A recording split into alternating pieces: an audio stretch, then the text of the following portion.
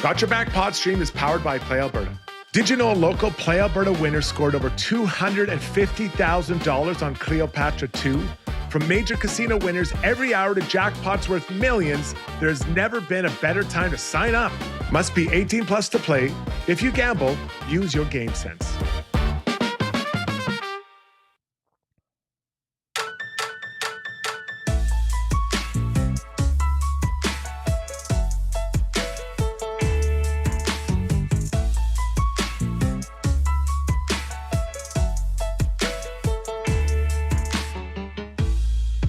How we doing, everybody? Happy Monday night to you. Welcome to Got Your Back. Yes, little off-night podcast tonight. Oilers making a little news today. Stan Bowman getting ahead of the trade deadline and pulling the trigger on a deal to bolster the blue line. What do you think? How you feeling? Let us know. We want to hear from you tonight on the show. We're also going to hear from Rob Brown, Jason Strudwick. We've got Zuby at the helm, and yes, from 880 Ched, Bob Stauffer, the Bob father, going to check in ahead of trade deadline. Always great to have Bobby come on the show and share his insights. Going to be a good one tonight, and it's brought to you by our title sponsor, as always, Timber House Developments. If you're tired of cookie-cutter, copy-and-paste designs with no soul, see the team at Timber House and discover how naturally inspired living can make your life better. Take all the guesswork out of your infill project and work with experienced leaders. Visit timberhoss.ca. I'm coming at you from the Timber Hoss studio out here in Sherwood Park. Discover how naturally inspired living can make your life better at Timber Hoss. All right, we should have Staff joining us in just a moment. I know Zuby's busy behind the scenes getting Bob loaded and ready to go. Meantime, Robbie Brown checks in. Fresh off the ski hill, Rob. How was the powder, man? You shred some gnar? Yeah, I went from top to bottom without falling down time and time again. That's how I shred. It was beautiful. I mean, it was sunny blue skies, not a cloud, perfect conditions, lots of snow. Stopped for a beer or two just to give myself a little bit more courage as the day went on. But no, it was, I don't ski enough. I love skiing. So it was fun driving up after the game the other night and skiing all day Sunday. Nice. My goal, Brownie, like a good day on the ski hill for me, is if my elbows don't touch the snow once. You know what I mean? Like the whole day, start to finish, elbows not touching snow. That is a quality day for me and an exciting one. A truly exciting day on the ski hill. I agree. I mean, I don't fall. My excitement, I love going to the very top as high as I can get and going top to bottom the whole way without stopping. So you get that burn in your legs. That's my favorite part of skiing, is going top to bottom, and then your legs seize up as you're going back up on the chair. But it was a fantastic day. I loved every second of it. I just wish I could do it more often.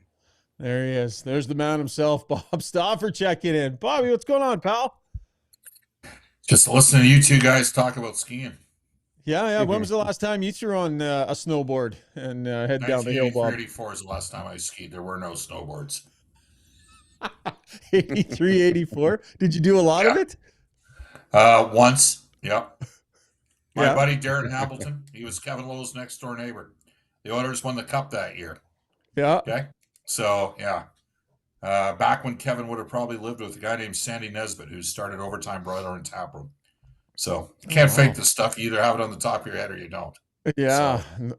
No kidding. Well, listen, it was a busy day, and as much as we'd love to just kibitz and shoot it around a little bit, we got a trade to break down. So let's just I got to do something about my backdrop here. It's like you and Rob Brown must be doing this on a daily basis or something, because I'm in the humble downtown Stauffer abode, and believe me, it is humble.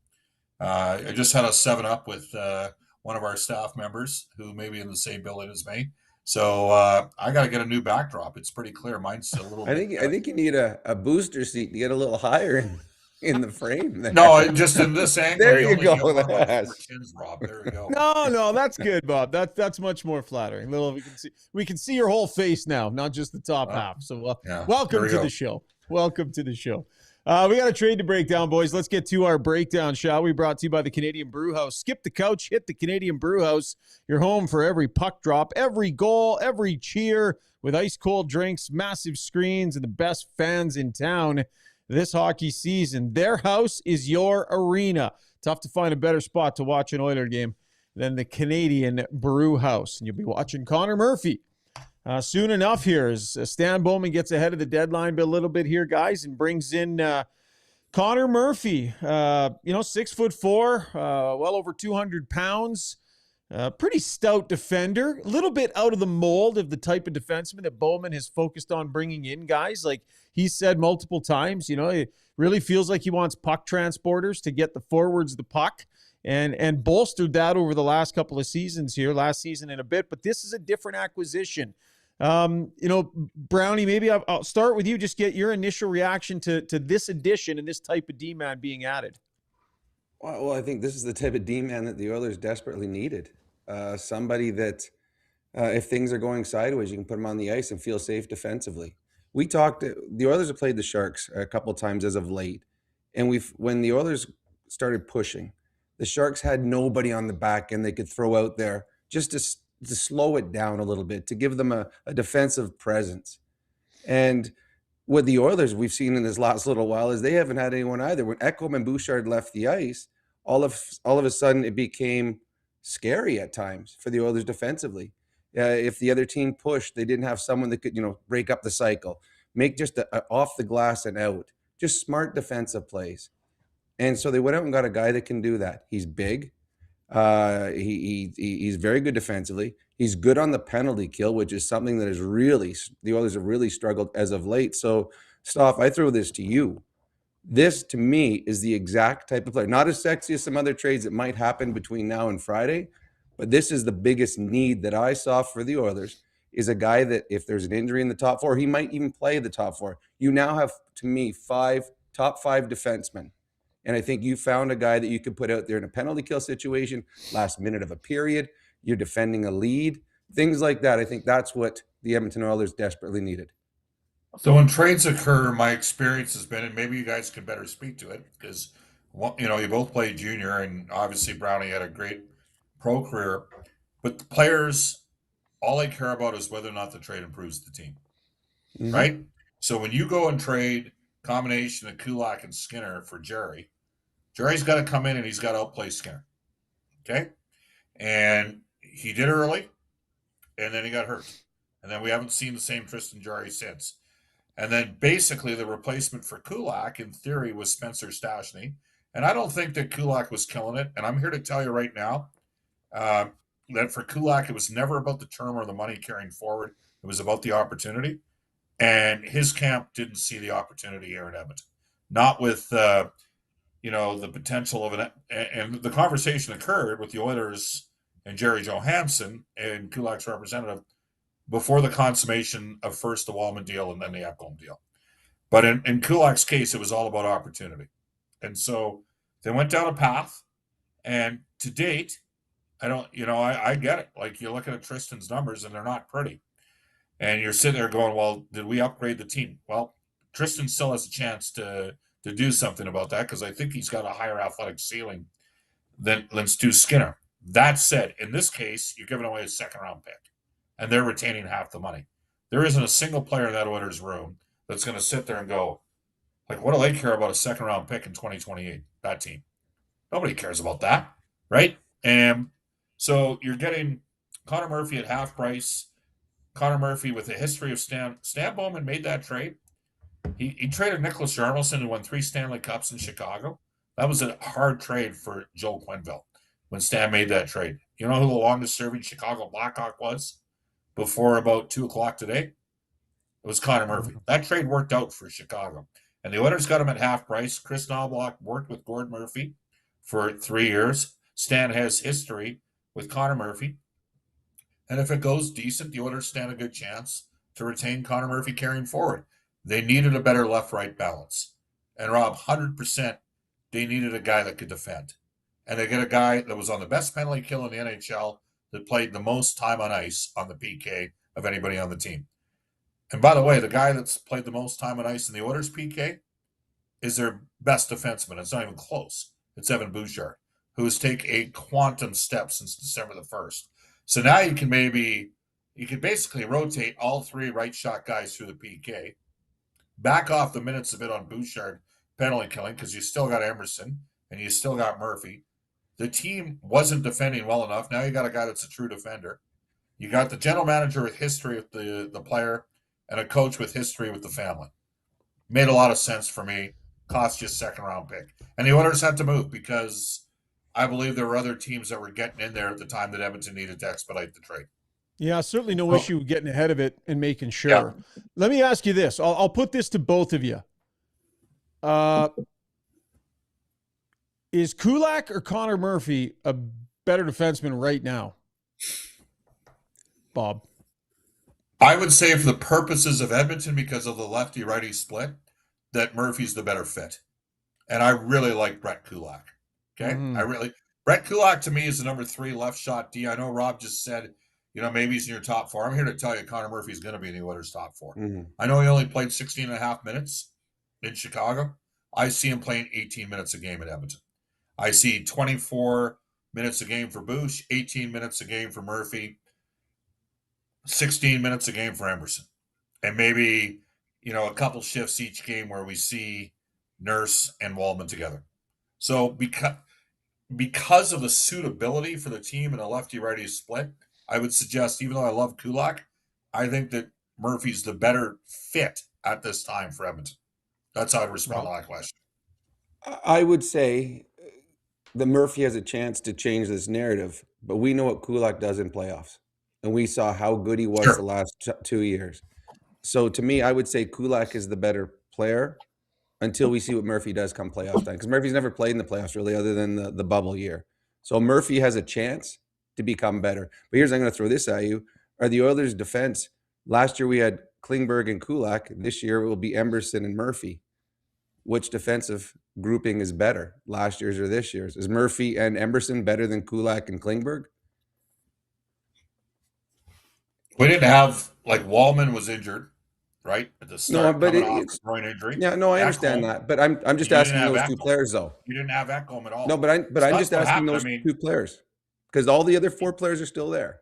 I'm just saying those 2 players. We had Kulak and Emerson, or Kulak and Klingberg last year because Emerson was... Rob, Kulak would have never played 24 minutes a game if Ekholm was healthy before Game 5 of the conference final. True, but that's what drove Kulak's numbers. Yeah, but Kulak, he outplayed all the other defensemen. And Coffey clearly had got a lot out of him, right?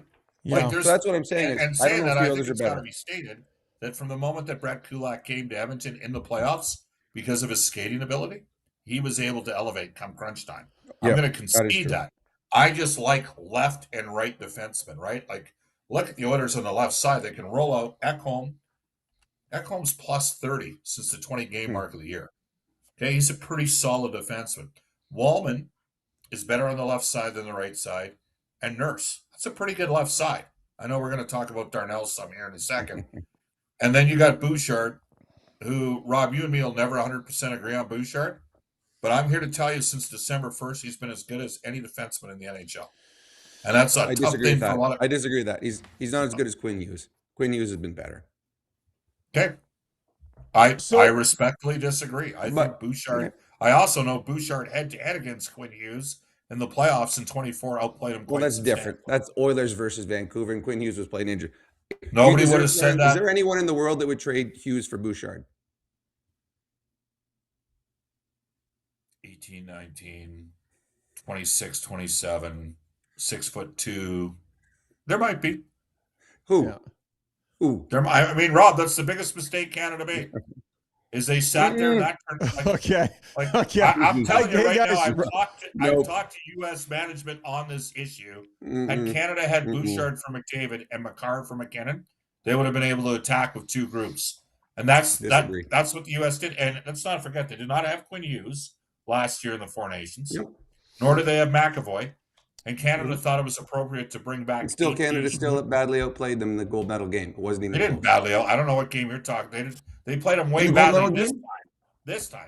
Yeah, that's what I'm talking about. This gold medal game. Canada was lucky to win the world. They were lucky. No, I agree with that. But I'm talking about the gold medal game this year. It wasn't even close. Canada's hey guys, Ryan Rishaug, host here, just checking in. Yeah, much as I want to make this. Where were they in the middle round of the first 2 games? Why was McKinnon completely ineffective at He center? was sick the whole tournament. He was throwing up He on the didn't bench. play with Makar. It was a What? colossal mistake on Team Canada's part. If anybody wants to know how Bob feels about Bouchard being left off the Olympic team, just check his Twitter feed. There's a daily case being made for it. We love your passion about that. I want to dial it back into this. We're not done talking about Connor Murphy, Brett Kulak, and such. This is the issue that I've had, and I've articulated this a few times in the last week or so. You know, the Oilers moved Stuart Skinner to the Penguins for Tristan Jarry. In order to make the money work, they had to throw Brett Kulak into that deal. They also threw a second-round pick into that deal. Pittsburgh didn't retain any money at all on Jarry. So I guess my question is, like, what did the Oilers actually trade Brett Kulak for? Did they view Kulak plus Skinner equals Jarry in terms of trade return value? Because what they did is they took a guy who's been excellent in the playoffs in back-to-back years and deemed him somewhat expendable, feeling that Spencer Stastny's addition was going to insulate them, that they were bringing in a player who they believed at the time could maybe get close to that level by the end of the year. That hasn't happened. I don't believe that's going to happen. That's not Stastny's fault. He's a young developing player still. I got no issue with that.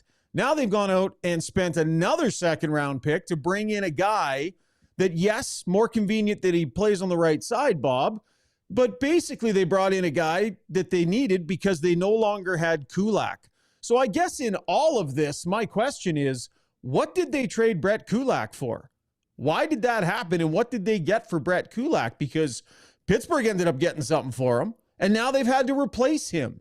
And now rather than having that extra money to go and bring in a higher-end forward, which at the start of the year we all agreed that's going to be an important big add at the deadline, a real top-six forward or a high-end guy, they're not necessarily going to be able to do that now. So that's my issue with the way this whole thing is played out. I think they underestimated what Brett Kulak meant to this group, overestimated what Stastny was going to do, and now they've spent resources replacing Kulak.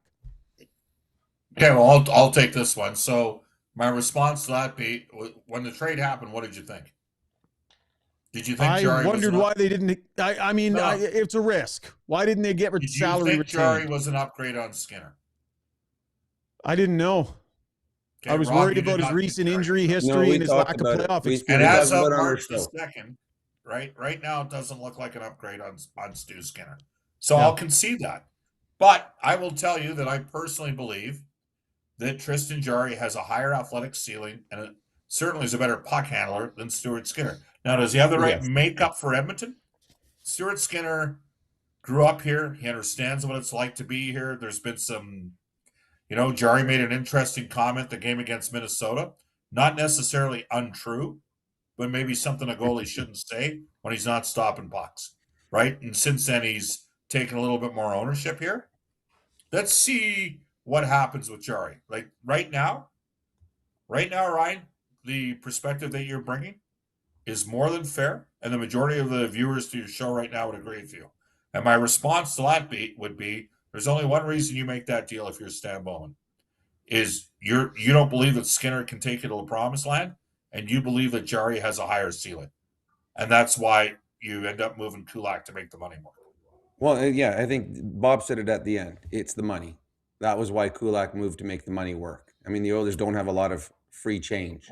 So to be able to bring in a bigger contract, they had to move out a contract, and that was Kulak's.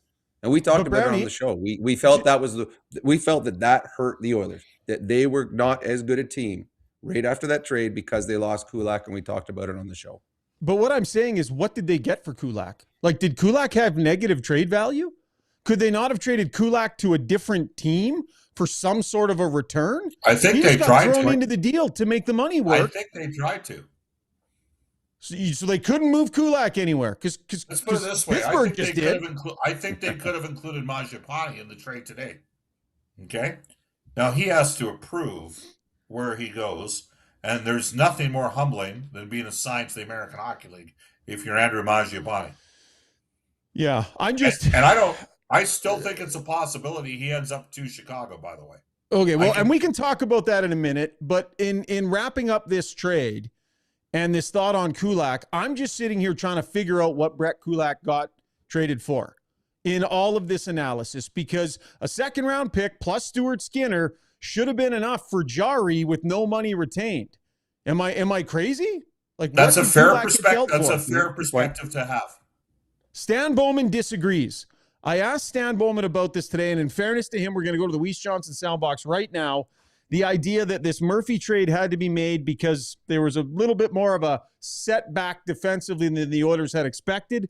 Here's the general manager. He disagreed. I don't see that being the issue. I think it's if you're adding a defenseman, you can never have too many D going into a playoff run. So it's I wouldn't really agree with that portrayal of it. I think it's really something that our group has struggled to have the right mentality.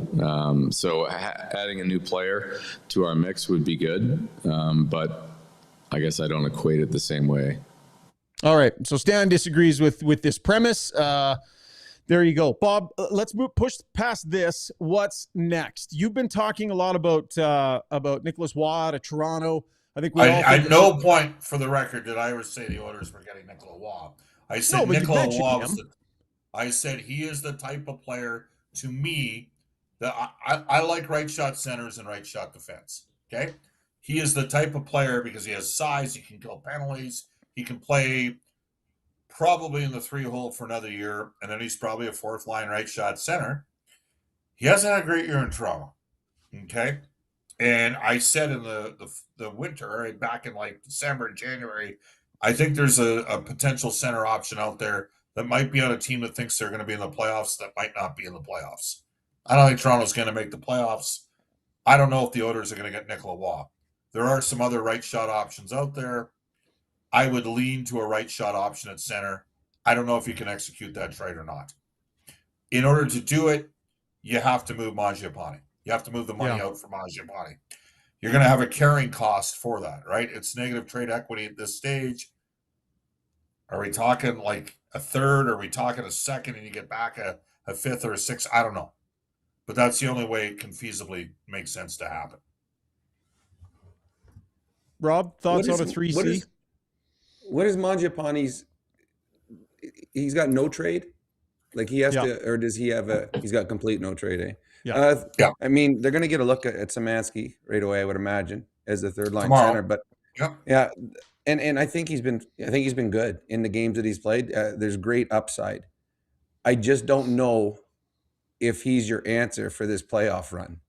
That's a lot of pressure on a young kid. With you. He's probably going to be playing with another young kid, Savoy, on the one side. No, so I'm not worried about Savoy. No, I'm not worried. But if all of a sudden you got two young kids, 2/3 of your third line, so he might be the Oilers' best defensive forward. I'm serious. Savoy? Oh, I agree. But you're going into the playoffs for the first time ever, and now you got another guy in center at Szymanski. I think they need a veteran presence as a third line center. I think they got to get another guy. I do. I like Szymanski. I want Szymanski to get lots of runways starting next year.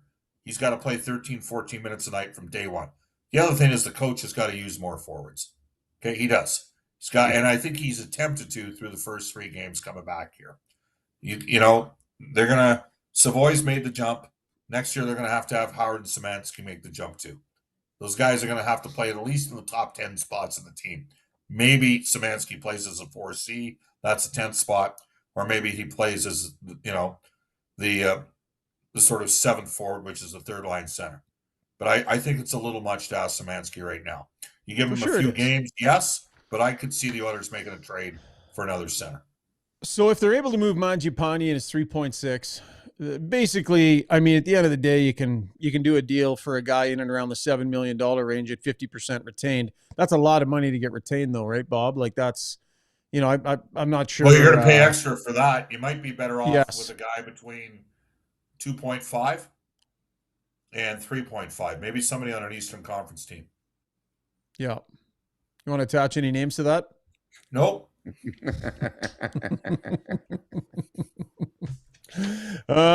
You had Did you just tell us on your what show. Team he's on, his team and number on his jersey. We won't ask exactly. for names. We know you're talking specifics. You did have Stan on your show after the trade was made. I listened to part of the interview, Bob, but did Stan have anything else to say? And for people that want to hear that, It's over on 880 Ched's YouTube channel. You guys posted that interview, and I know it's in podcast form as well on your show. But anything stand out to you about what Stan said today and maybe what's coming on your show? Well, I don't think that's clearly not done.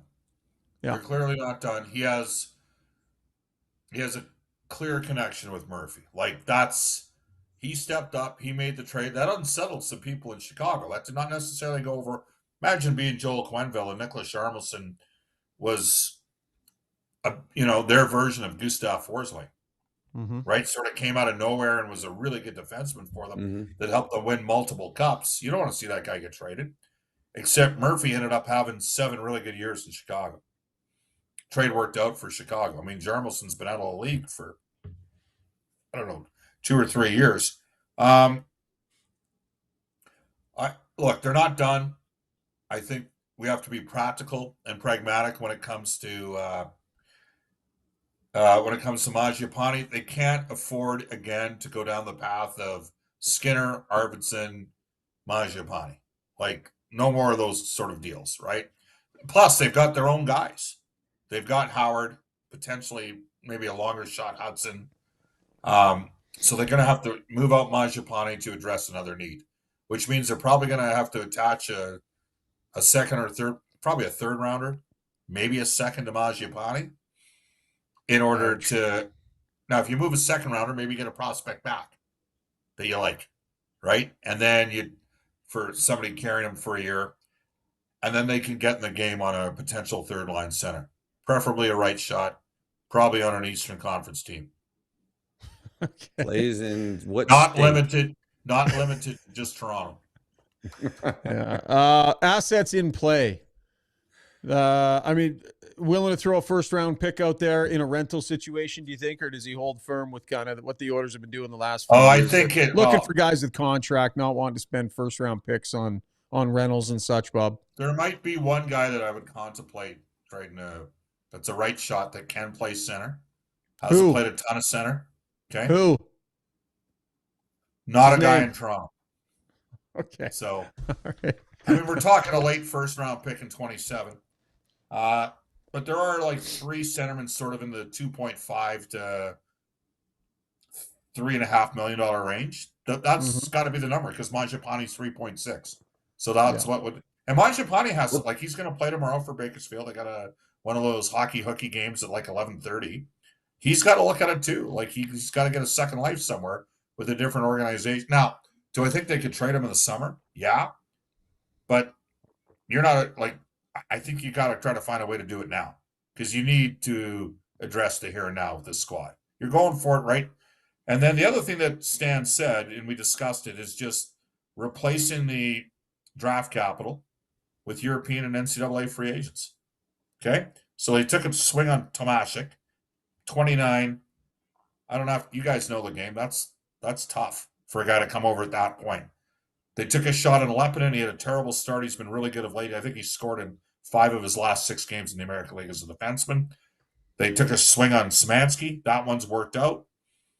They got Hudson, burned a year, got him extended.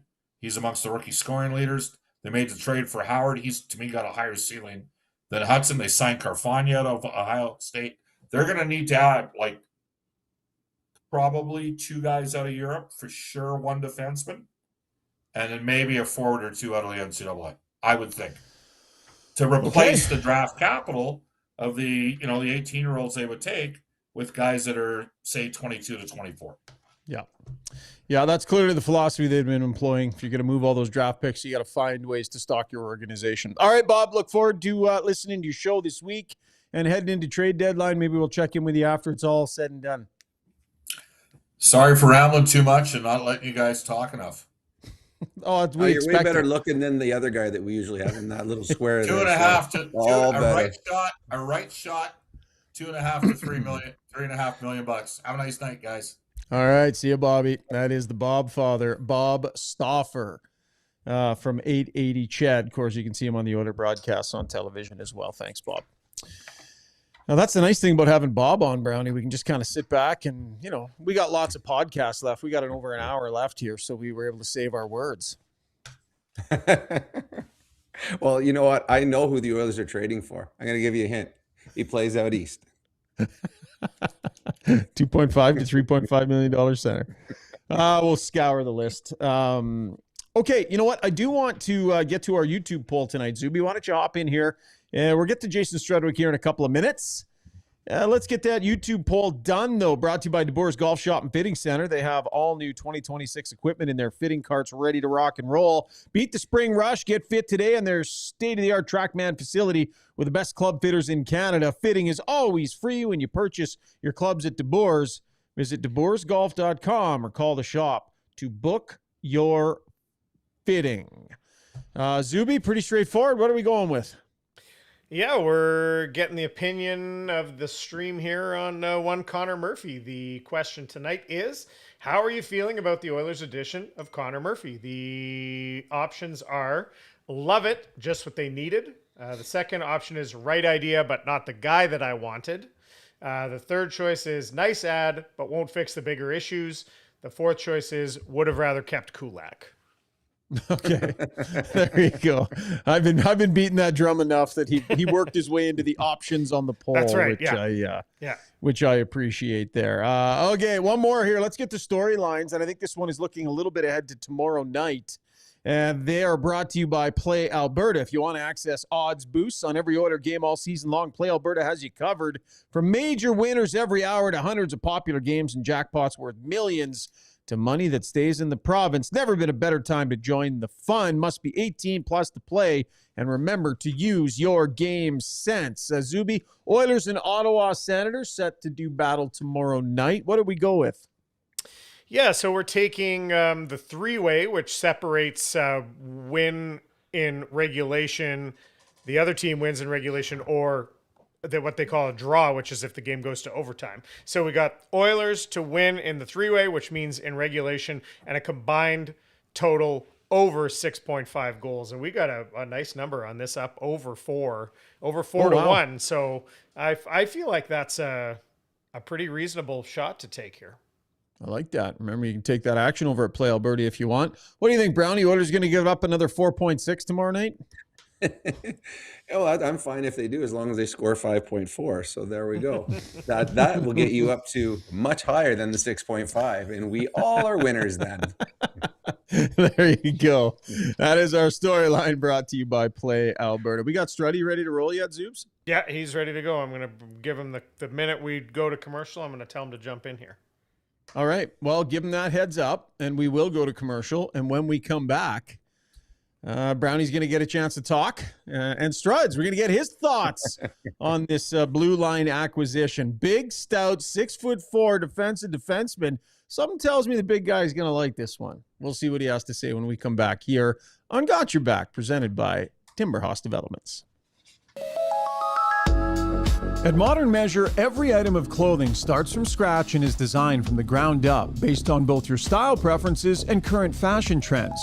Their clothing is fully designed to give you the exact look you're looking for, down to the smallest details and customization. The Modern team will work with you to make sure that you not only look and feel great, but make the most of your investment. On the ground floor of Edmonton Tower downtown, Modern Measure. For over 60 years, Belvedere Golf and Country Club has delivered a high-quality membership experience to Edmonton and area. And now it's even better. Drainage and irrigation improvements in 2024 have taken course conditions to a new level. This commitment to long-term sustainability means exceptional playing conditions all season long. Belvedere's tee sheet availability is unmatched, so join now and experience golf the way it was meant to be played, on your schedule. Visit BelvedereGCC.com today.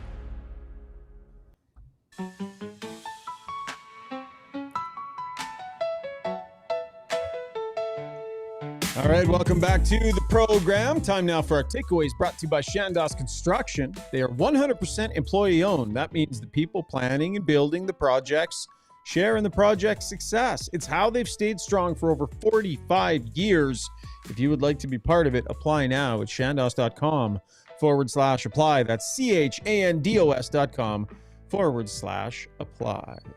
There's the big guy joining us now on the show. Struddy, you done shuttling children about the city? You can finally show up to work? Yeah. Yeah, well, no, I mean, I was, always prepared. But yeah, just driving kids around. Pretty busy time right now, boys. You guys know it. Do you remember where you were when you heard the Oilers traded for Connor Murphy? And what were your thoughts? Yeah, you know what? I was actually got a text from a buddy. I was coaching. Came off the ice and I got a text from a buddy. And yeah, you know what? I like it. I listen, Connor Murphy is not a sexy player. No one's going to be thrilled about what he's going to look and what he's going to do. But I think he fills a need on this team. And Brownie, you brought this up quite a while ago. This is what they needed, like a D-man. And they got a right shot D-man. And they're kind of getting like another version of Cody Ceci. I'm really hopeful that he and Darnell Nurse can form a pairing that is going to be really hard to play against, stout defensively, and kind of free up some of the other guys who do other parts of their game. Well, yeah, I mean, that's what we talked about, Schauger, for a while now. They've got someone that defends. The Oilers have a lot of guys whose first thought is offense. And I was an offensive player, so anytime I saw a 50-50, I went to the 50 that was the offensive side. You anticipate, you cheat. There's none of that in Murphy's game. His first thought is defense. He's off the glass and out, rim it hard. That's what the Oilers are desperate for right now. And I think he will solidify, whether it's Nurse, whether it's Wallman, wherever he goes, he's going to solidify that spot and just give you that anchor. He's going to become what Ekholm became for Bouchard, the anchor for Bouchard. Bouchard, you go do your game. I will be back here. Murphy will do that for Nurse or for Wallman. Mm-hmm. Where was this one? Haggard Prospector says Connor Murphy is a nice addition, like milk in tomato soup. So he thinks it's going to be a solid ad. The penalty kill is a big one for him. Like, he's basically first over the boards on the top penalty kill in the league, Struds. The guy obviously knows what he's doing. Yeah. And can block some shots and be a big body in there. I mean, that matters for this team, right? The penalty kill needs to be a strength for them, and it really has not. And this is a pretty significant ad on that front. Oh, it's huge. I mean, he's very good on the penalty kill. And you look at his time in Chicago. It's what he does. And the Oilers have been trying to figure it out on the back end. Who's going out? So now that's why I think it's Nurse and he will be together, because I think they'll task those two guys with the identity saying, you guys have to be like the Iron Curtain. You're going out there first on penalty kills. You're going to get some tough matchups. Like, that's what we want. Defensive, that's it. And I wonder for Darnell if he can embrace that, right? He won't be like, yep, okay, I get it, man. This is my identity. This is what I'm going to do. And they're going to be long pterodactyl arms, taking up a lot of space. They're long sticks. Like, they won't be fun to play against out there, guys. And I think that's what they've missed in Nurse's game, is the meanness, the nastiness. And I think you got a guy that you have two guys say, all right, and you know as well as I do, Struds, that you just want an identity. You want a role from your coach. For sure. And if the coach walks in and says to Murphy and Nurse, okay, you're playing against the other team's best line, and I want you to be physical. I want you to be mean. I want you to be good defensively. And when they get a power play, you're going to be out there penalty killing. I don't need you rushing the puck. I don't need 10 goals at either remainder of the season. I need you to stop goals from going in. And we will see if it gets through and if Nurse can pick his game up. But I believe that Murphy, whoever he plays with, will help them and make them a better player as well. So this is what I'm wondering, though, fellas. I think we need to be a little bit careful about the legend of Connor Murphy here and what he might be capable of. I don't know if this is a guy you roll it against the other team's best players. I don't think that's who this necessarily is, guys. I think if you can get him out there against second and third and fourth lines and that sort of stuff, I think. But I don't believe that this is a guy you put on a shutdown pairing and say, go stop Nathan McKinnon. His go ahead, Brownie. Who is then? On this team? Yeah, I mean, you got Bouchard and Ekholm. You're not putting them out to shut down the other team because you're going to put them out with Connor McDavid. We've seen a lot lately where McDavid, Knobloch on home ice has kept McDavid away from the other team's certain players. And he's had Leon going up against the big players on the opposition. So if it's not Bouchard and Ekholm, it's certainly ain't gonna be Wallman and Emberson. So I think they brought him in to be 16 and a half minutes. He plays 16 and a half minutes a night on the Chicago Blackhawks. Okay. Yeah, I agree. But it's not going to be Emberson. Do you think it'll be him? Is a shutdown pairing? Yeah, I'm just saying I'm not saying that the Oilers won't use him like that. Okay. I'm just saying, Okay. Struds, he Right. might not be that guy. I don't know that he's that guy. Well, I'm kind of with Brownie because they've got to try it. Because right now, Wallman and Nurse aren't working that well together. No. So unless you're totally reshuffling all the pairings, and now if you want to have that conversation, we can look at it. You know, do you move Ekholm away from Ekholm and Bouchard, split them up, and then you start Those were the playing with pairings that? today, too, by the way, Struds. Don't know if you saw that, but Yeah. they did split those guys up at practice today. And I don't know if they knew Murphy was coming. Like, does Chris Knobloch know that when he throws his D pairs out there today? Okay, so then so what would be if we break them up, is it go back to Nurse Bouchard? And then do you have Ekholm with Emberson and Wallman with Murphy? Well, they had Wallman with Bouchard today. I mean, I'm just, if you're just looking at the right side, though, if Bouchard plays with McDavid's line, and he always does, they have magic together. Most nights, Connor McDavid is not going head-to-head against the other team's best players. That's Leon's job. Therefore, if Bouchard's not in the shutdown pairing, it's got to be Murphy. That's why they brought him here, because it's not Emberson. So I understand what you're saying, Schauger. Maybe he might be miscast in that, but that to me is why they brought him here. Yeah, and what's happening with Spencer Stastny, by the way, in all these configurations? Well, I would use he and Emberson as like interchangeable, right? So one will play, the other one, I think they'll be back in and out. I do. Right. They've got to get these top 5 guys going, and now you're back to a top 5, right? I believe. Now there is no doubt that Connor Murphy. You know, I don't want to build them up either, but this is where the Oilers are at right now. When you look at their grouping, you know, are you going to put Wallman beside Murphy? Maybe. You know, maybe you could see that. I don't love Wallman and Bouchard together. It's fairly high risk. High event. Yeah, That's what they high had event. today. Yeah, that's a better way of saying it. I know, Brownie, you love the high event, and I get it. But it seems a little bit risky in that moment. So I think and quite frankly, both of them move the puck pretty well. So you probably don't want to be putting them all in one unit. So maybe is it Ekholm that goes down with Emberson or Stastny?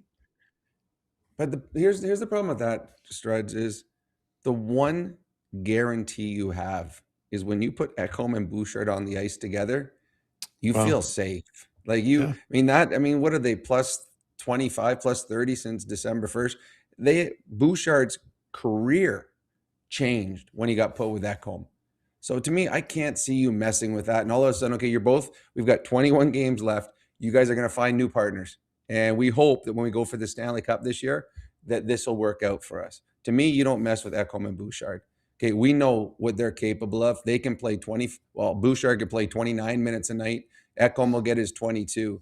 I think what they have to find is it Nurse and Murphy, or is it Wallman and Nurse and Murphy? That's what they have to find out in the next 21 games.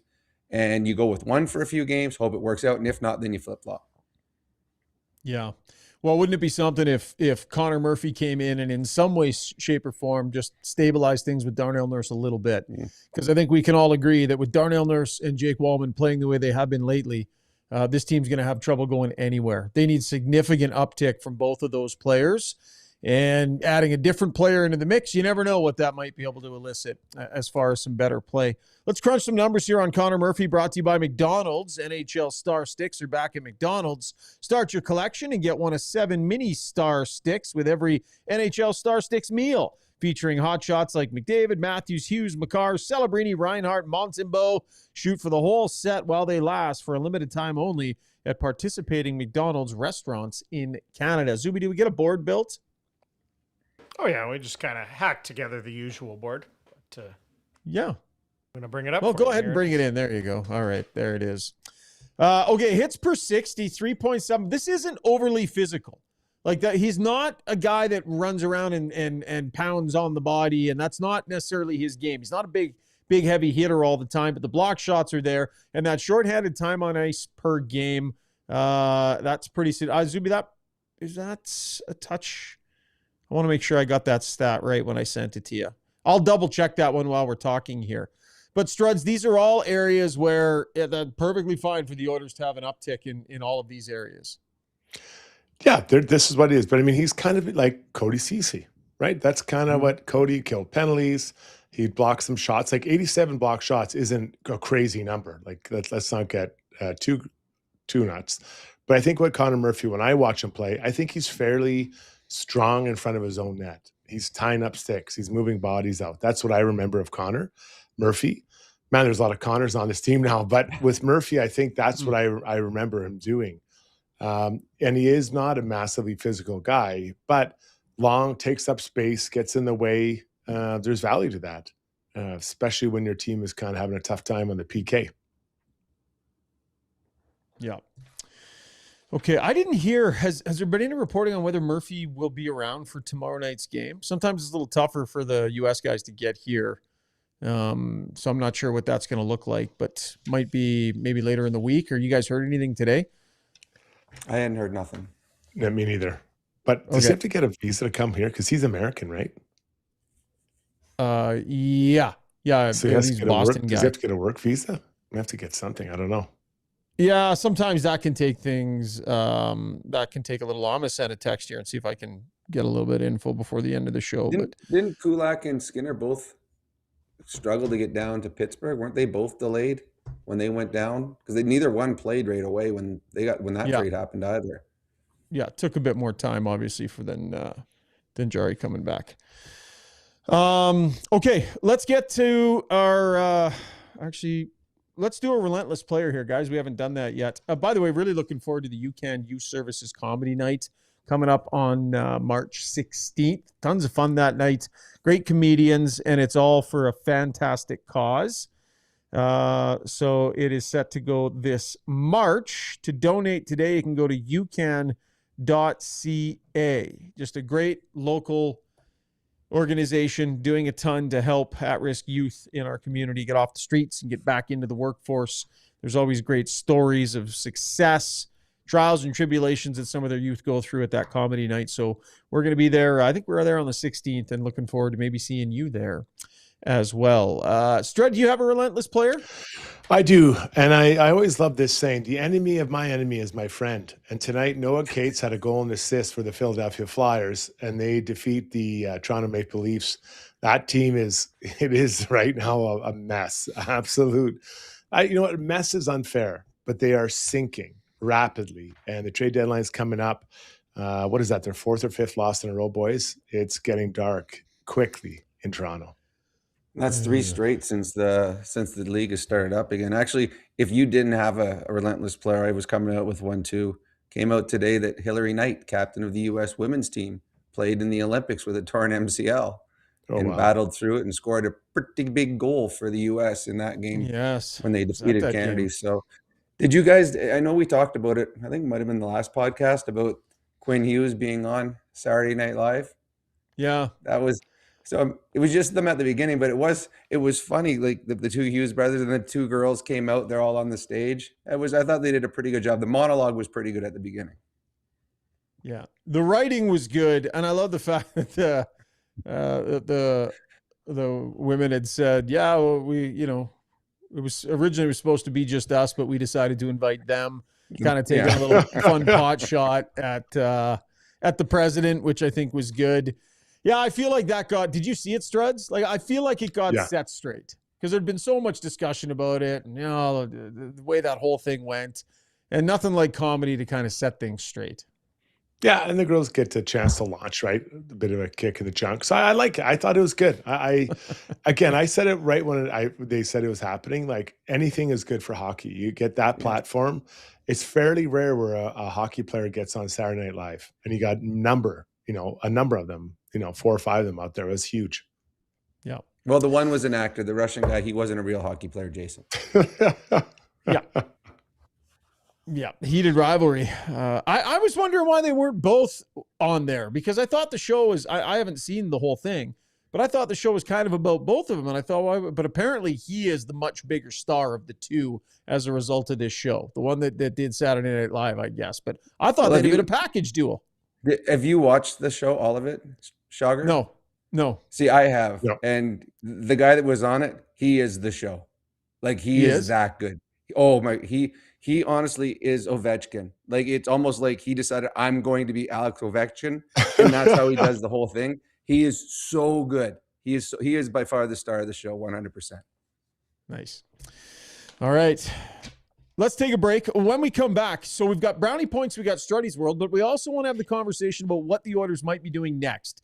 And that's going to be in our core adjustments, where we'll also hear some more from Stan Bowman's availability today. So tons of content ahead here on the show. Stay with us here on Got Your Back. Choosing to buy a home is one of the biggest financial and personal decisions you'll ever make. It's a decision that requires strategic planning, market expertise, and a trusted advisor to guide the way. The team at Body Realty with Royal LePage AR team combines deep market knowledge, forward-thinking guidance, and exceptional dedication to make the process effortless and stress-free. Where every client is treated like the only client, visit BaddyRealty.com, a real estate group like no other. So at Timberhouse, our guiding philosophy is naturally inspired living. We believe that through design, we can solve problems and enhance people's lives. We follow biophilic design principles in all of our builds to incorporate natural materials, natural light, to enhance all the spaces in a home. When you have your space perfectly reflect who you are and what you value, and it's made well, we think that that just leads to better living.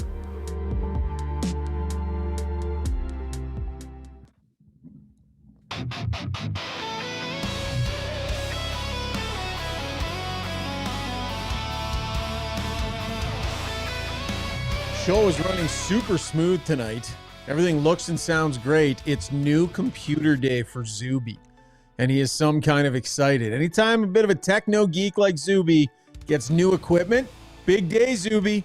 How's it feeling? Oh, I'm so excited. I don't want to jinx it. So remember the first, remember like the third show we ever did with this software? I talked about how good it was, and then it instantly cut out. So. It's going great. I'm excited. It's so smooth. We haven't had any big delays or pauses tonight. I think it's going to be a big upgrade for the show. Love it.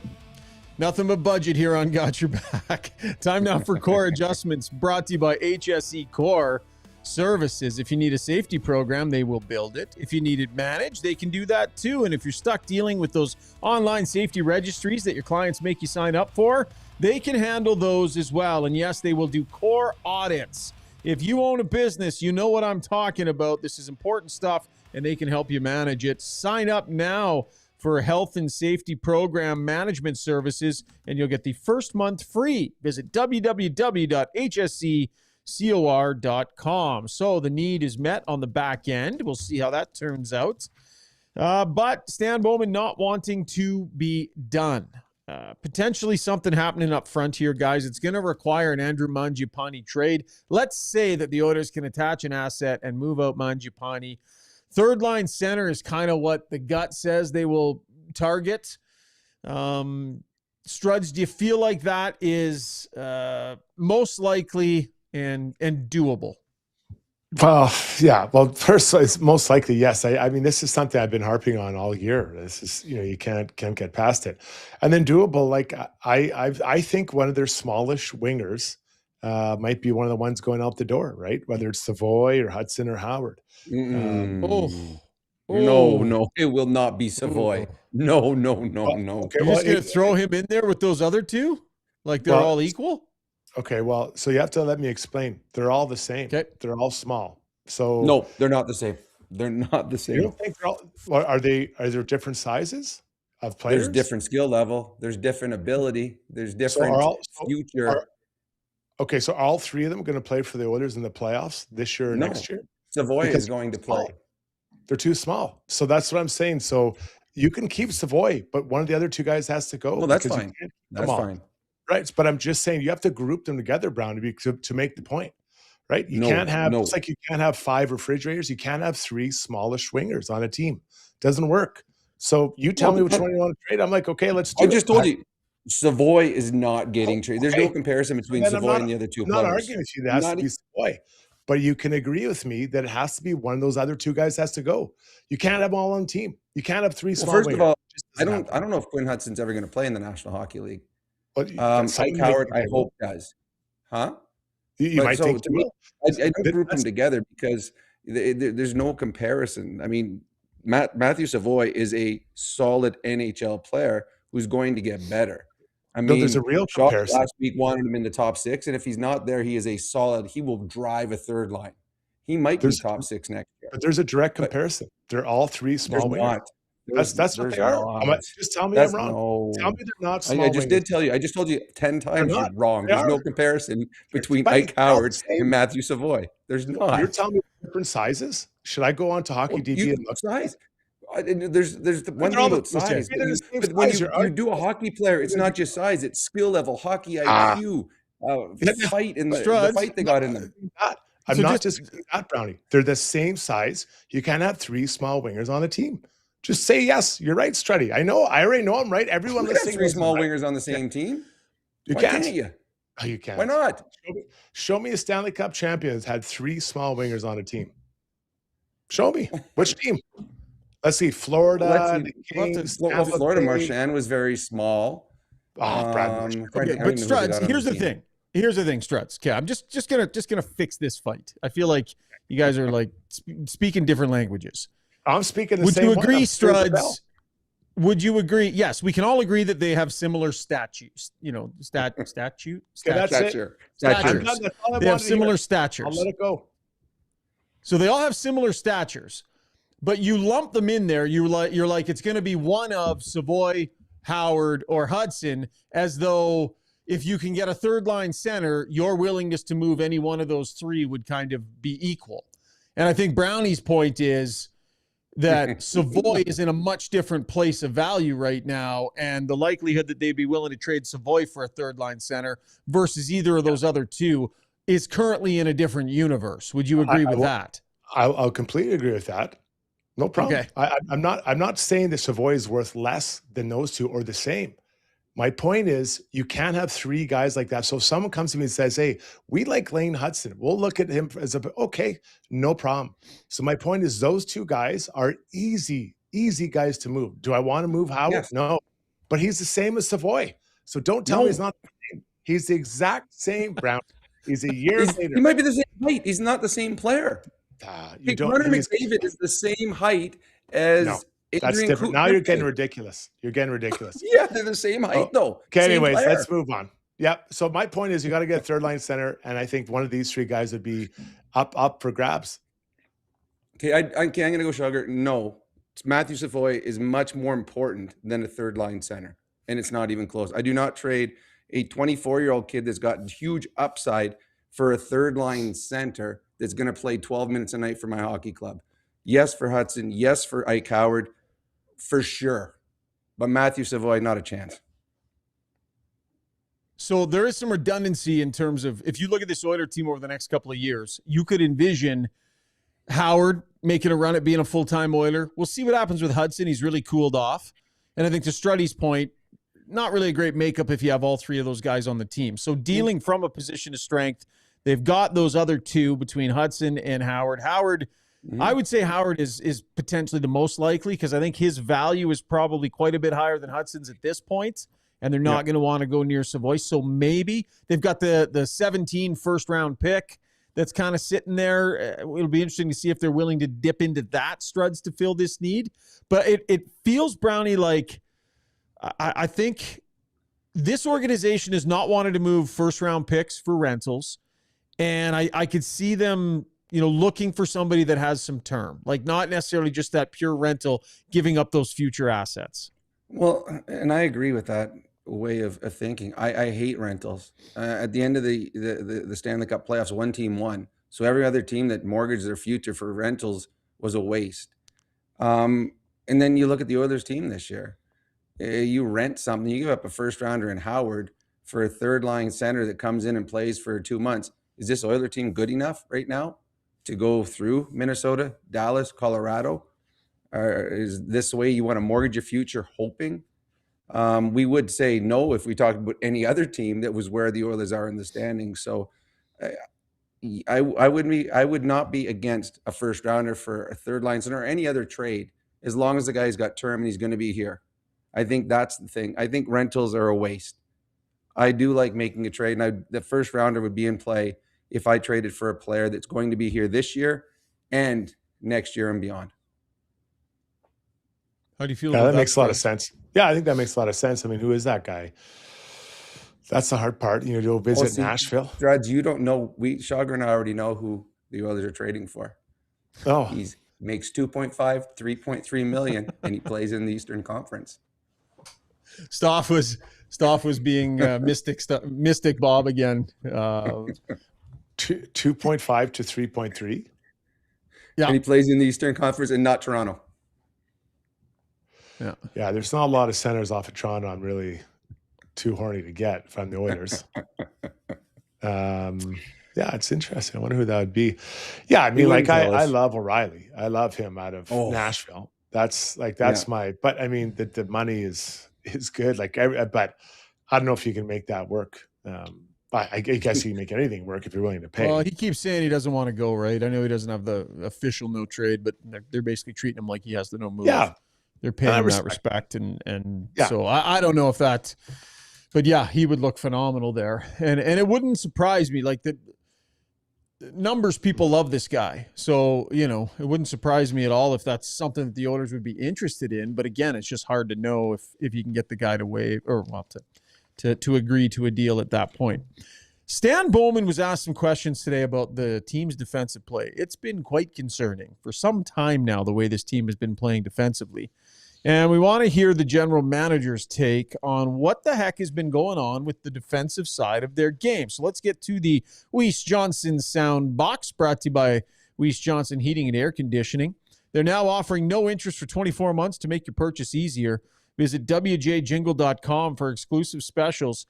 Just forgot your back jingle lovers. Now, what I'm doing tonight, we can use the Weiss Johnson jingle in a bunch of different ways. Been a lot of tension on the show tonight. You know, I blame it on Bob, quite frankly. Brownie has been way feisty since the start of this show. And I think that the Weiss Johnson jingle has the potential to bring us all together.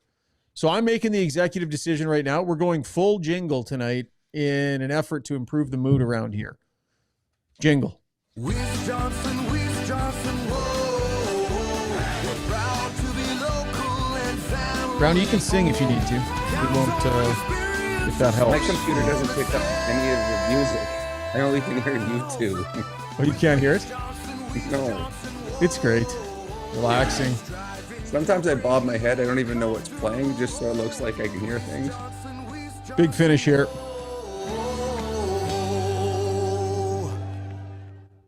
Yeah, I feel better. Stan Bowman today talking about the defensive play of his team. He really believes, you know, you can add a player here or there, but really it's about this team playing a better style of play overall. It's having more respect for the game and the simplicity of the game sometimes. I think, you know, we want to put on a show and we want to score goals. And I think we all love scoring goals, but there's two sides to it. And I think we haven't managed that very well as a team. So yes, there's lots of details underneath that as far as players that need to play better. No question, both forwards, defense, and goalies. Bigger way to fix that. It's not going to be magical new players. It's going to be the approach that we take as a team, understanding that going through a whole period without getting a lot of scoring chances is okay if you don't give up a lot. And I think that's what happens in playoff hockey. And I think our team has shown the maturity to play that way when the games matter the most. I think right now we haven't been dialed in enough and committed enough to play that way. Struds, what do you make of that? Some pretty thoughtful comments from Bowman on what he's seeing from his group. You know, that first one was interesting, you know, just talking about it should be okay for things to be a little more boring maybe than they like it. What do you make of that? Well, I think that's something we've been kind of talking about here. And, you know, just it's not rocket science, right? It's being patient, letting the game come to you, however you want to describe it. You know, you don't have to hit a home run every shift. Like, these are all things that we can talk about, and you can say it any different way you want. But at the end of the day, you just have to be patient at times, let the other team make a mistake and make sure you just don't gift goals. And be better defensively. And I think they can do it because this core has done it, Brownie. They've done it 2 times to the finals. And you even look back, it was the 18-game winning streak. All the 2-1, 3-2 games that the Oilers won, they were comfortable in those games.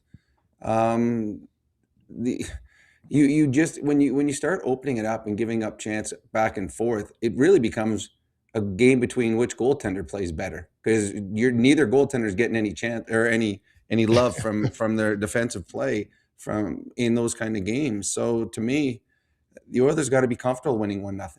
And if they, in the third period, if all of a sudden they find themselves behind, they know how to open it up. But right now, the Edmonton Oilers are just leaking grade A scoring chances. And I think it was Gregor that put it out. In the last 10 games, the Edmonton Oilers lead the league in goals scored and lead the league in goals against. That's not a good stat. So they're capable of better, and we know they're capable of better because we've seen it. And I think that's what Stan Bowman's trying to talk about. Back to the Weiss Johnson soundbox. Stan Bowman on the goaltending. We put our goalies in some really tough spots, and I don't think that's a winning formula no matter who you have in net. So, yeah, I'd like to see our goalies find some more consistency to their game. I think the better way to do that is not only for them to find their game, but for us to put them in situations where they're more likely to find it. Okay. Be interesting to see the split between the goaltenders moving forward here. Oilers got a run of games here, guys. So they've got the Senators Tuesday. After that, they got Carolina, Vegas, the Colorado Avalanche, and the Dallas Stars. Ooh. It's a bit of a, that's a bit of a gauntlet there, the back half of that 5 games, or at least those 4 in a row there. And they're kind of teetering in this playoff situation where they got some teams breathing down their neck. They're far from comfortable. Teams that have games in hand. The way they're playing right now, they could easily lose 3 of these 5 games. Easily, the way they're playing right now. And that's no good in the standings. So it gets a little tense here, Brownie, through this next 5-game stretch if it's not going the right way. Well, and the Ottawa Senators are making a push as well. And if the Ottawa Senators get saves, they're a good hockey club. The problem for them is they've had terrible goaltending this year. So the Oilers need points. It's that simple. They need points. If things don't work out in their favor tonight, they could be in the second wild card spot by night's end.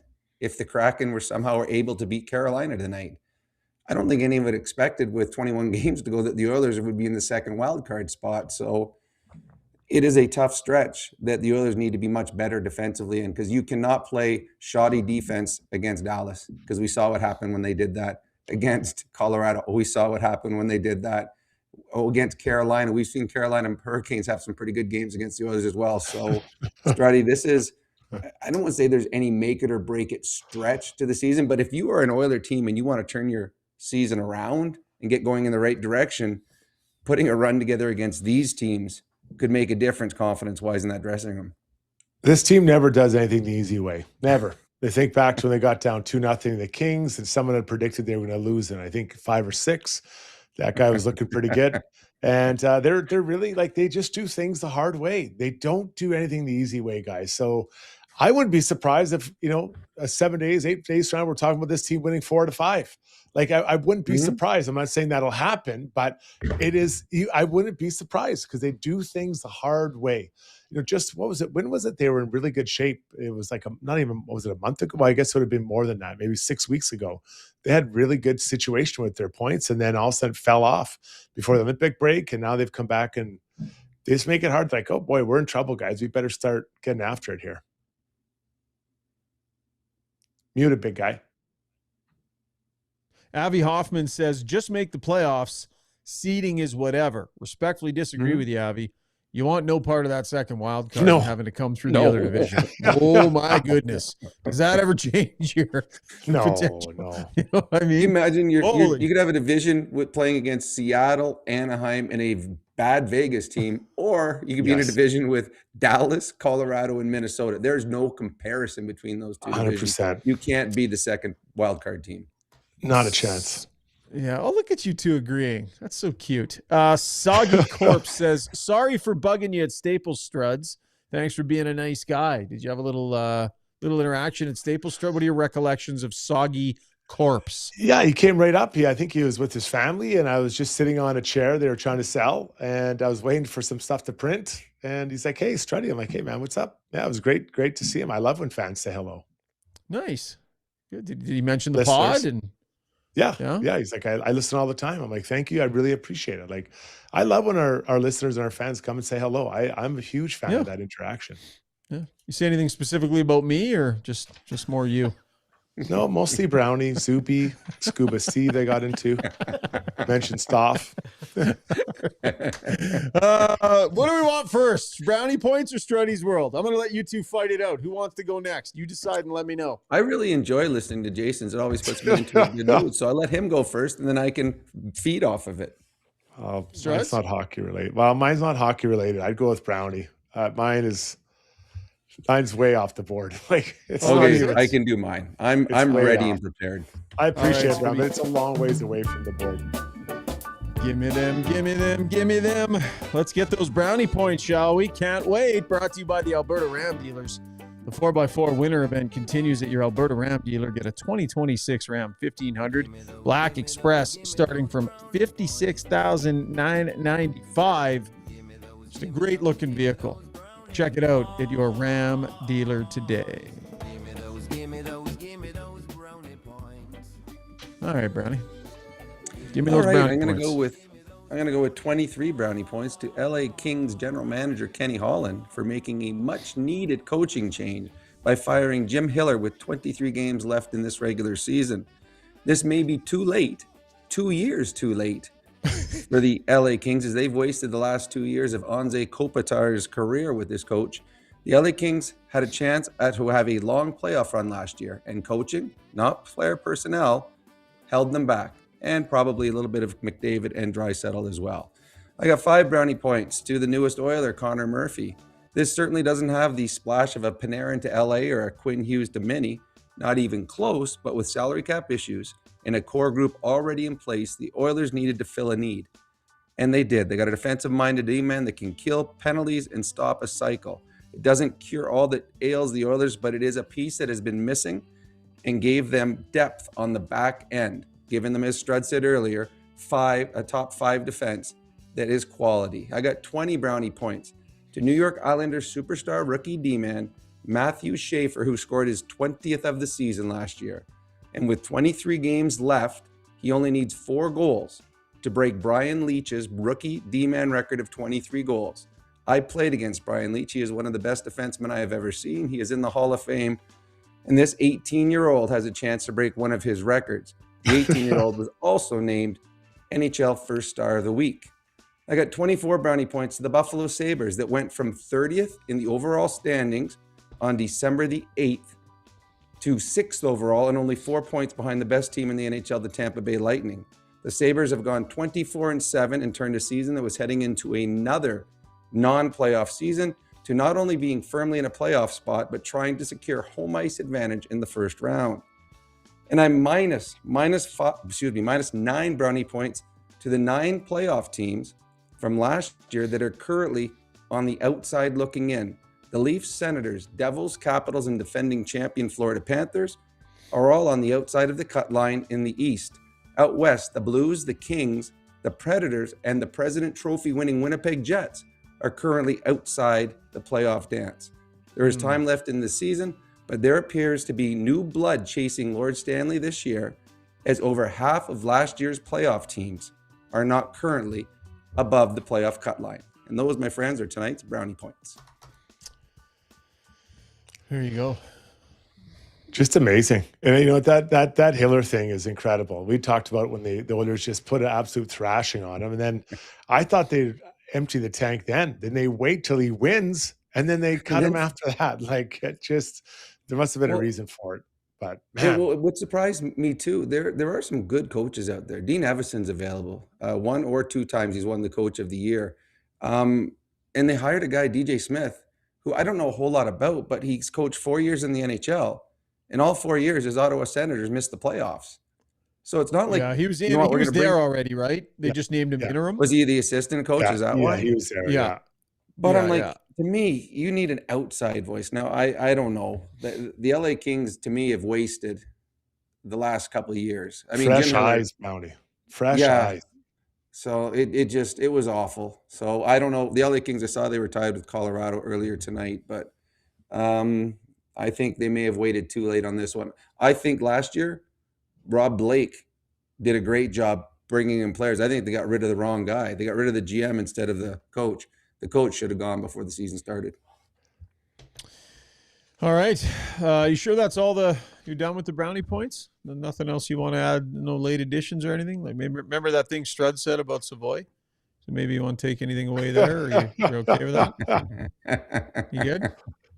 Last chance. I'd already had it all done. I'm sorry. Was there gone? I mean, I say the same thing I always say. Do something special, Schauger. Yeah, I agree. Do something special. I got a whole bag of brownie points to throw your way. You just have to do something. Get out of your comfort zone.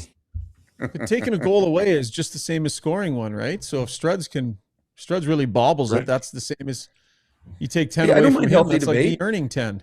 Hey, I have nothing wrong when we have healthy debate. He has an opinion. I mean, I could have agreed with Struds, but then we both would have been wrong. So I went the other way. And advocating for yourself for points. There's nothing. That's the lowest form. That's the lowest form of it is pretty sad. It is pretty bad advocating for points like this. All right. Struds, take center stage, buddy. Let's do Struddy's World. Zuby, roll that animation. When you make a mistake, heads should roll. It's not right. And I'm here. Someone has to put their foot down. Now that I say it out loud, it does sound a little crazy. Gotta look good.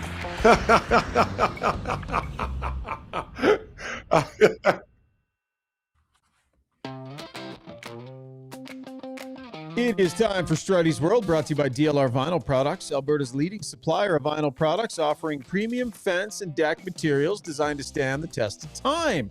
Whether you're looking for a professional contractor or planning to tackle the project yourself, they have the resources and expertise to help you out. Canadian owned and operated. They've got locations in Calgary and in Edmonton. Those are my brothers, Rick and Rob, running the branches. Visit dlrvinylproducts.ca. They will take great care of you. Why would you? Struddy. You know what? I love music. I'm not really musically inclined. I played the trombone and I guess a bit of guitar, but whatever. But when I hear a song, usually I can make my mind up. You know, I hear it like once or twice and I'm like, yeah, I like it or I don't like it. And it's pretty rare when I've changed my tune. But Ed Sheeran has got me changing my opinion on his songs all the time. So he came out a little while ago with the song Camera. I don't know if anyone's heard it. I heard that, like, I tried to listen. I like Ed Sheeran. I love a lot of his music. I couldn't get this guy. I couldn't do it. Then it kind of randomly came into my feed the other day. And guys, I love this song. Camera. It's a bit of a love song, talking about his, I guess, I don't know, his partner. I don't know, whatever. But I don't know if you guys have this experience where you've listened to a song 5, 6, 10 times and hated it. Then also you hear it a little bit later and it kind of hits you in a different way. This is not unique for Ed Sheeran. He's done it with a couple of like Habits. That's another song I didn't like right away. And I think that's the only artist I've changed my opinion on after, you know, multiple times of hearing a song and then taking a break and then coming back to it. I love all Ed Sheeran songs. I'm not sure I would dislike one to start with. I don't know if I've ever had that experience though, Schauger. I don't know where I've not liked it and then started to like it. I've had the opposite. I've thought I liked a song, but then you hear it too many times and eventually like, I'm sick of this song. But no, I don't know. Yeah. Usually if I don't like a song, I don't like it forever. Now, Struds, when you listen to a song and decide if you like it or not, are you listening to the lyrics and thinking about what the song's about and making that part of your judgment? Or is it just strictly the melody for you? I'm probably more melody and beat based. You know, and I don't mind fast songs or slow songs, doesn't, but those are the kind of things. Then the music will resonate later, or the words later. But yeah, I'd say it's mostly melody and beat, and the way the guy is singing it too. What about you? See, the reason I asked that, like Randine and I are complete opposites. She listens to the lyrics, and whether she likes a song or dislikes a song is more about what's being said. I have realized most of the songs that I really like in life, I don't even have any clue what they're about. I am entirely focused on the melody and the way it sounds, the emotions that it evokes through the melodies and such. Right? So many times I'm like, oh, that's what it's about, or that's songs I've been listening to my entire life. So part of it can depend a little bit musically on how you're wired, Brownie.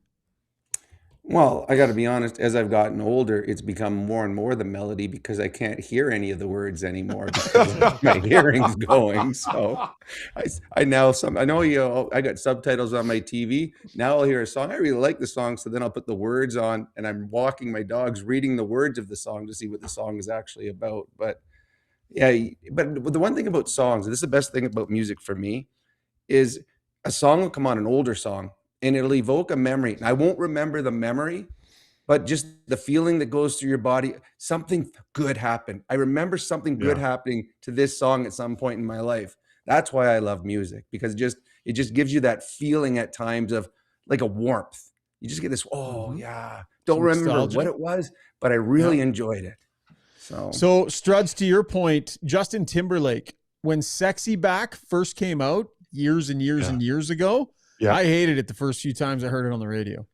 I was just like, man, what is this? It's and I think sometimes it's if artists are sort of pushing away from what's mainstream right now and trying something that is a little bit different, maybe a little bit more forward thinking, and it takes a little bit to catch it. I ended up loving that song. So for me, there's an example of something that came, I was like, I'm not really feeling this. And then the more I heard it, I realized, actually, this is pretty good.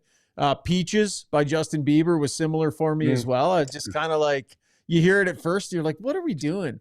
And then all of a sudden you realize, 2 weeks later, you're like, I can feel this one. So that definitely has happened for me.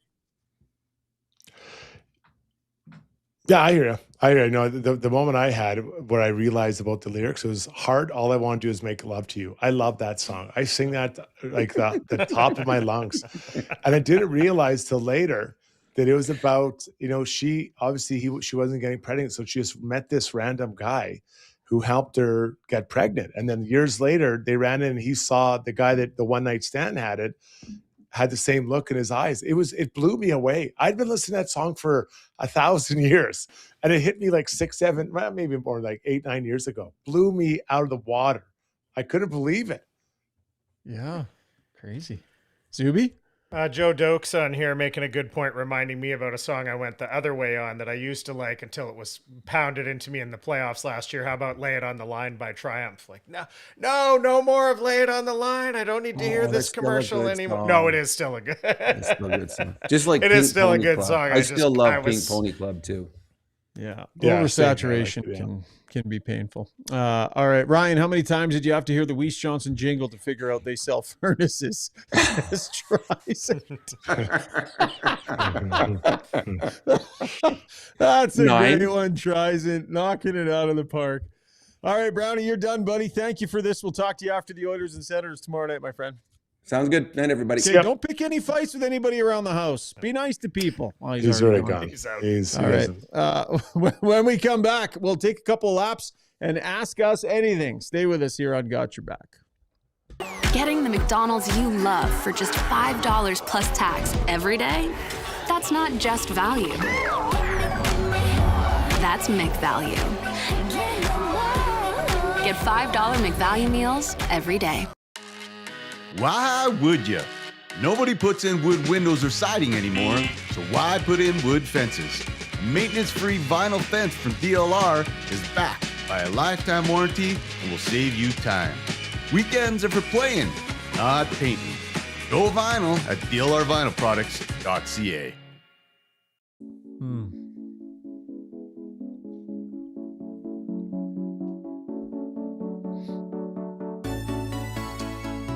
Time to take a couple of laps, brought to you by Riverside Motorsports, your multi-brand motorsports dealer serving Edmonton for over 55 years, offering a wide selection of new and pre-owned motorcycles, ATVs, side-by-sides, snow bikes, e-bikes, and snowmobiles from industry-leading brands. Check them out online, www.riversidemotosports.com. Some little knickknacks from around the league tonight, Struds. What do we got?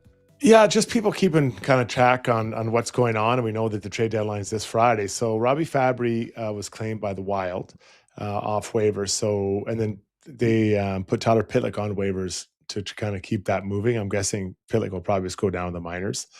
I don't anticipate him being picked up. No disrespect to him. So just kind of a smaller move, I suppose, Rishaug, by those guys.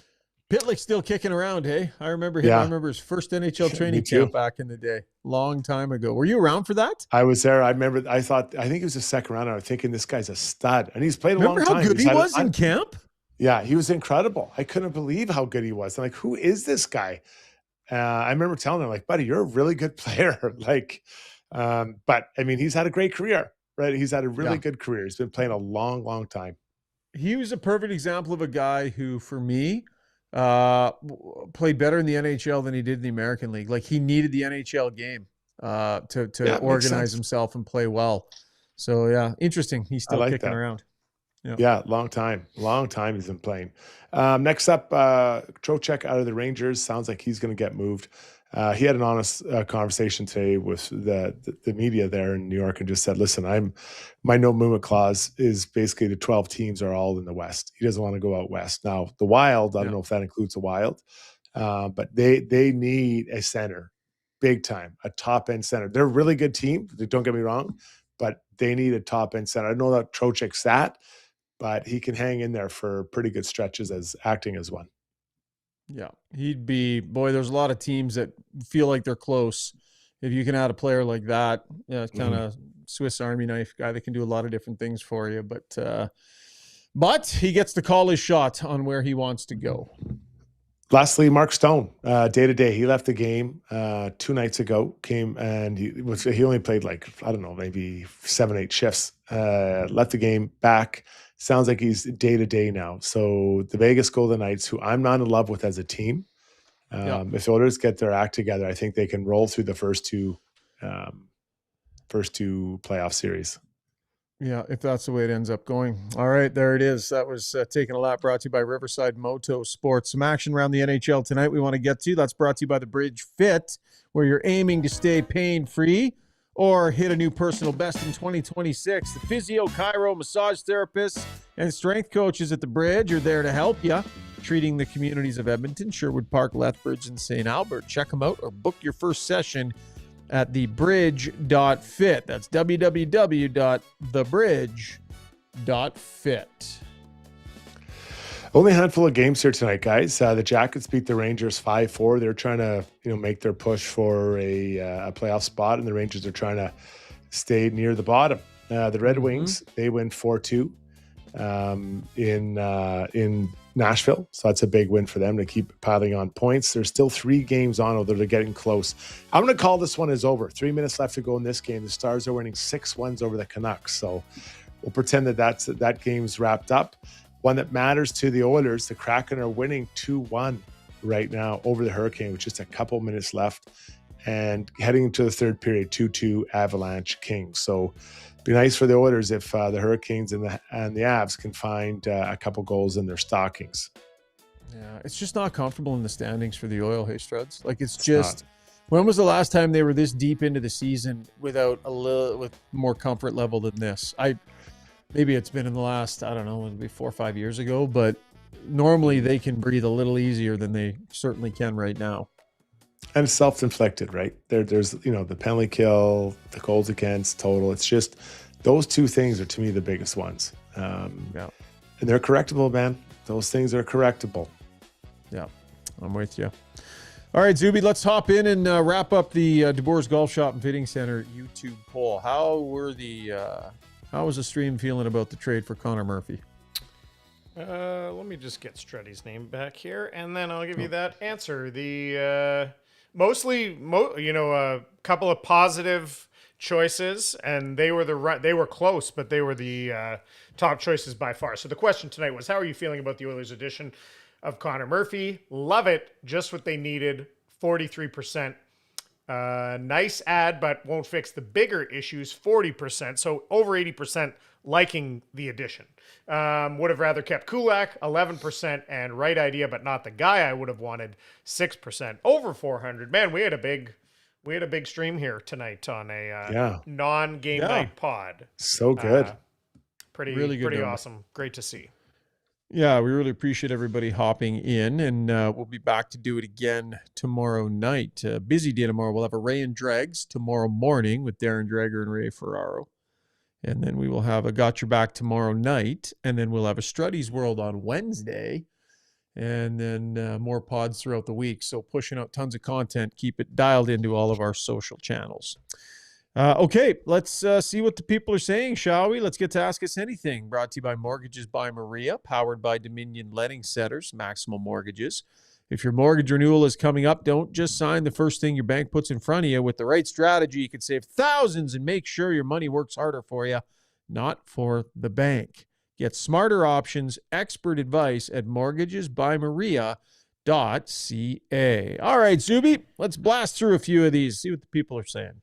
Yeah, interesting comment I thought here from Ryan Nugent-Hopkins, the Nuge, as we know, always joining us on the stream here. On Connor Murphy, he says, Murphy didn't have much help in Chicago. Remember what everyone else, what people said about Seth Jones, tough to judge players on basement teams. So I'm just going to go with that right into Noel Rinsky, and I've seen this a few other places, and Noel Rinsky just says, Murphy is a cycle breaker. I've seen that being posted. So on the surface, we know what that means, but Struddy, break that down for us a little bit more. What does that mean to have a guy who's a cycle breaker, and how does he do it? Well, that's that. Every D-man should be hoping to do that. Offensive teams, they want to keep their feet moving, they want to keep the puck moving, but when you are able to get someone and take them and put them into the wall and just hold them there for a second or two, it breaks the cycle. Now that's one less person they can use to move around. And when you look at the Oilers D, they're big, especially now adding Murphy in there. That's a big group. You don't have to run guys through the wall, but just pin them, hold them for a second, let others come in and scoop that puck out, and you're gone. Everyone wants to create offense, but to create offense, you have to have the puck on your stick. So I think Murphy will help that, and maybe he'll bring a different look to that back end. Solid guy, really solid teammate. I also hear good addition to the locker room. I also covered him at a world championship a number of years ago, and I remember having a conversation with him. And just a super nice guy. So just a couple of other sort of minor details about him, but recall him being really, really good guy, and I've heard that he's well liked in the rooms that he's in. All right, Parker Huxley over on the Twitter machine says, what's a realistic expectation to have for Connor Murphy for the remainder of the season playoffs? A little bit harder to quantify a guy who you're not expecting offense from. So what can fans, what would the team expect from this guy, Schauger? Well, I think if he can take some penalty kill minutes from guys who aren't doing a great job of it, and the Oilers have some guys that are struggling, on the penalty kill, struggling defensively overall. So I think maybe a bit of an uptick with the penalty kill and him being a big piece of that, I think would be important. And what I'm interested to see here, Struds, is how much ice time he averages per game compared to being in Chicago. Are they trading for Connor Murphy and planning on handing him a bigger role than he currently has right now with that team? Or are they going to keep the expectations in and around the range that he's currently at? So some things I'm keeping an eye on. Yeah, those are both really good points. I think the penalty kill will have to. I think it was going to get better, and I think this addition helps it get better for sure. They need to take great amount of pride in that. Then the minutes, I think your comment made earlier really resonated with me. You have to be careful about creating a legend around this player. Most nights you're not going to notice him, and that's a good thing. That is a really positive thing. All right, Canadian 123 and some others, but he came up with a little list here. He did some digging based on Bob Stauffer's criterium that he offered us on who the Oilers might be in the market for. So he says, list of 2.5 to 3.5 million Eastern guys, right-hand shots on sellers are Rodriguez, Cody Glass, Nick Waugh, Amadio, Dowd, and the wild card people bringing up this name, Kirby Doc. What jumps out at you there? Rodriguez would be an interesting ad, Struddy. Yeah, he would be. You know what? The guy I looked at was Cody Glass. It's funny because I was snipping through a bunch of teams over there trying to figure it out. Cody's been around a little bit. He's having an okay year. I think he's got 13 goals, and not that they really need goals. They need someone who can just play there. Then I kept thinking, well, who do you play him with? Who gets to play beside this guy? But those guys are, a little bit lower end. What we're third line centers, but they'd probably be in that price range too. They're not the O'Reilly bin you're shopping out of. Yeah, I mean, there's some decent names in there. It just all feels a little underwhelming for what, I just remember at the start of the season when we were looking we always look ahead to the season and, felt like the blue line was reasonably set, maybe a depth ad at some point, but the real ad was going to be something significant up front because we knew the top six was going to be thin. We looked at the top six and thought, okay, now they've gotten Roslovic, been okay there, but I just felt coming into this season there was going to be a significant ad up front, somebody that was like legit top six where you go, yup, for sure. And that's not really what we're talking about here. So I would say those are all reasonable names, but kind of underwhelming for this team being in a Stanley Cup window would be my thought. Paul Wood with a statement. He says, let's be honest. We still need another D-man. Shogger, let's go to you first. Do you agree with that statement? Do you think the team feels that way? Or do you think they're seeing this as like, we have lots of scoring from the back end. Yeah. We got a bigger shutdown guy. That's done. We're looking elsewhere.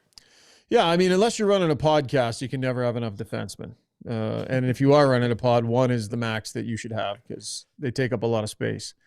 What I would say is that I don't know how usable Regula will be in the playoffs. I have no idea. If they whittle themselves down with a couple of injuries and have to use him, I have no idea what to expect. Troy Stetcher would be a great player to have right now because you know what you're going to get from him. And this is another one of those ones. I get why it happened. I saw the logic along the way. Stan Bowman believed Regula had some upside there and wanted to help him realize it. And, the guy just cleared waivers. And Troy Stetcher is playing somewhere else and playing well. So, yeah, they might need another defenseman because I'm not sure what Regula is should this team need him in the playoffs. And I know what Stetcher would have been. Is that unfair, Struds? No, you nailed it. There's nothing I can even add to that.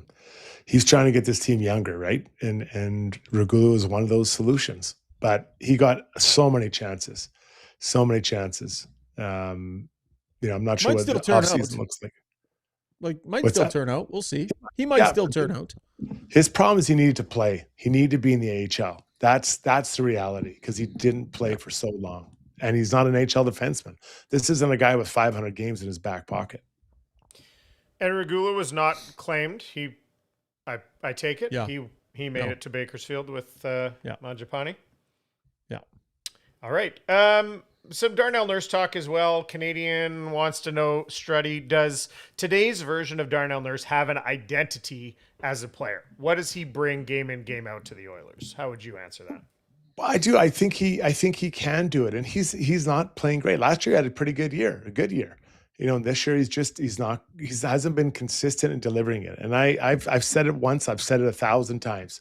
Go back to the foundation of what you are: big, intimidating, quick puck moving, physical D-man who shuts people down. When he does that, man, he's at his best, and the rest of his game flows from that. And they need him. They need him to get back to that version of himself. Yeah, just don't see him playing with a lot of that extra level of kind of gamesmanship and snarl and physicality that he can bring when he's, when he wants He's a scary guy.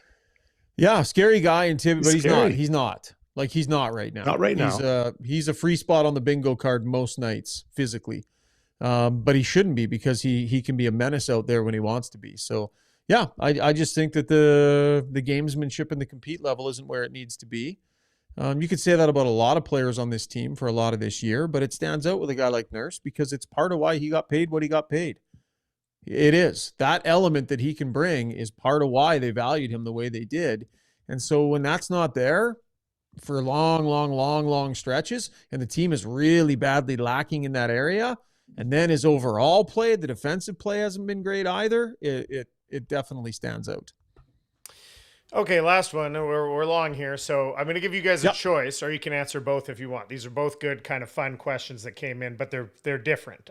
So you can choose if one jumps out at you. Calvin Bess said, "What lyrics?" Thinking back to the music chat, what lyrics have you gotten wrong? You thought it said X, and it was actually something different. Or from Polly, what movie did you like better the second time you watched it? Either something clicked for you, noticed more that hit home with the plot. His was mine.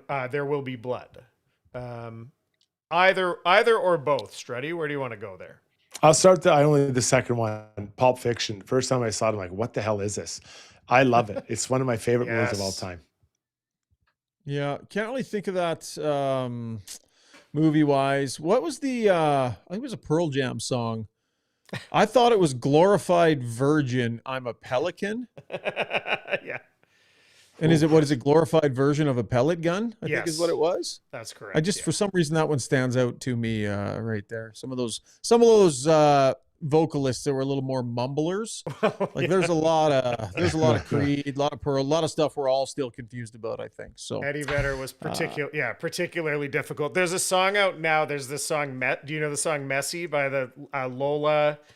I can't remember her last name. I only know it because it's in my kid's dance video game. I'm going to say no. Okay. It's an awesome song. It gets stuck in my head sometimes, but there's a part in the, of course, version that the kids can hear. It's quite, there's lots of profanity in the original, but there's a part she says, I could be all these different people for you and you hate the whole damn lot. Like referring to of all the thousands of people she could be, you hate the whole damn lot. And I was listening to it with my kids, and I thought she said you ate the whole damn log. And I was picking one of those like a log cake from DQ or something. There you go. And of you course, have to watch the video. Yeah, my kids loved that. Absolutely loved that. So I'm still taking heat for that. Let's wrap it up with our play of the day, brought to you by Mainline Water and Sewer, your trusted choice for over 40 years. Specializing in sewer line replacement and expert water line repair and replacement, they have a trenchless method that is quick, low impact, and often finished in a day, complete with backflow protection. Visit mainlinewaterandsewer.ca. Struds, you got something? Yeah, Trevor Zegras' game-winning shootout goal against the Leafs was unbelievable. He's so good in the shootouts. Came in really, really slow, gets the top of the circle, explodes the speed, and just rips a wrist shot. Unreal. He is so good at that. Yeah. There you go. I'll have to check out the highlights. Haven't seen that one yet. Honorable mention to Trizent for asking me how many times I had to listen to the Weiss Johnson jingle before I realized they sold furnaces. That was exceptional on the YouTube stream tonight. All right, Struds. Came in a little bit late, but you finished strong, buddy. Thank you. Well, I look forward to tomorrow night's game. Big one for both. It'll be a gooder. Zuby, have fun playing with your new computer toy tonight. Lots still to do, but yeah, we'll see. Maybe this after part of the show goes faster as well. Oh, I like it. I like it. All right, everybody. Thanks so much for joining us here on an off night. Oilers and Ottawa Senators tomorrow. We'll have a post-game show right after it is done. We'll talk to you then. Thanks for tuning in. Thanks to all of our sponsors. We'll see you.